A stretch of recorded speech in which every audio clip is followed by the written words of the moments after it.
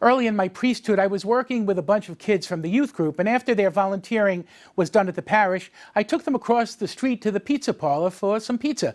We ordered, and I put my hand in my pocket, and all I had was a $20 bill.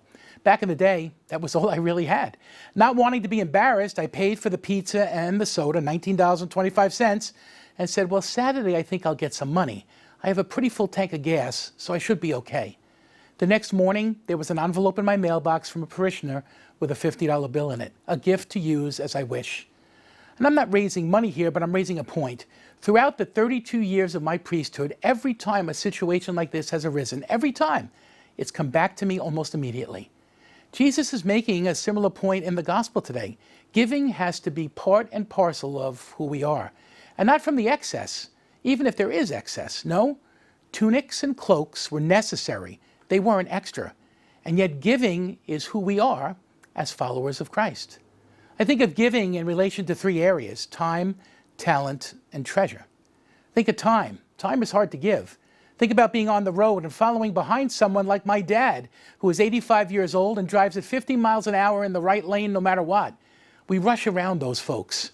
Waiting online at a store and the person in front of us is taking their time or fumbling through their wallet. Knowing our kids need to talk with us, but we have a lot to do. When we spend time, it comes back to us right away. The same is true with talent.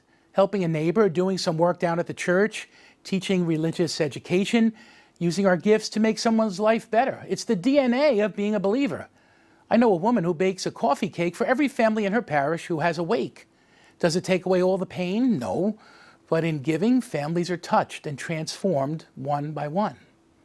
And then there's treasure. Well, that's the $20 bill in your pocket. It reminds me of the movie Home Alone. Remember, the young boy gets a pair of roller skates and he loves them so much, he doesn't want to use them and scratch them up, so he saves them. And the day finally comes, he's ready, and he goes to put the roller skates on, and he has outgrown them. Now is all the time we have. Now is what Christ wants. Time, talent, and treasure, our ancestry and DNA. Look in your pocket today and let it go.